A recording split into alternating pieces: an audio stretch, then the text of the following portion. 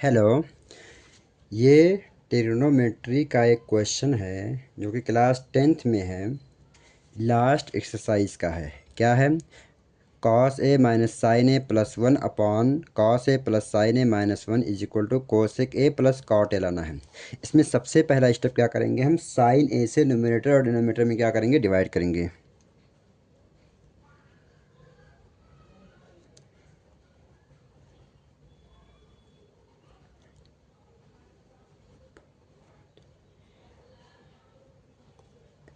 N and D का मतलब क्या है, न्यूमरेटर एंड डिनोमिनेटर।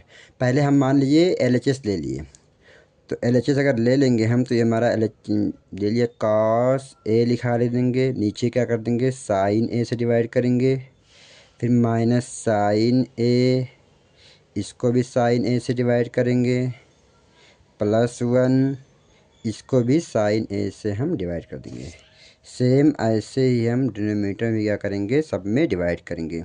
तो कॉस ए अपॉन में sin A,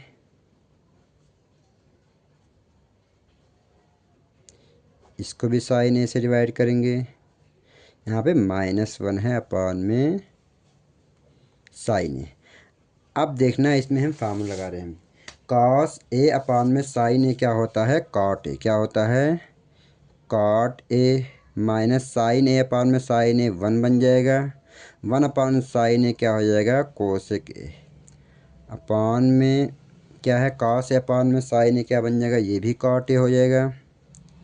sign A upon sine ए ये वन बन जाएगा, वन अपॉन साइन ए क्या बन जाएगा, कोसेक ए। राइट। अब हम ट्रिग्नोमेट्रिक रेशियो को एक साथ लेते हैं, नंबर को एक साथ लिखते हैं। तो cot A plus cosec A minus one लिख दिए यहाँ पर, अपॉन में cot A minus cosec A plus one. अब इसको हम इस वन की जगह पे एक फार्मूला होता है, cosec square A minus cot square A की वैल्यू कितनी होती है, वन। कितनी होती है, one. Cosec square A minus cot square is equal to one. इसमें हम इसी वन की जगह पर हम cosec square A minus cot square A रखेंगे। देखते हैं, तो कॉट ए लिखा है लिख देंगे, प्लस कोसेक ए लिखा है लिख देंगे, माइनस वन की जगह पर लिख दूंगा cosec square A minus cot square A, upon में नीचे कुछ नहीं चेंज करेंगे, cot A minus cosec A plus one. Right. अब देखना, cot A plus cosec A लिखा लिख देंगे, cot A plus cosec A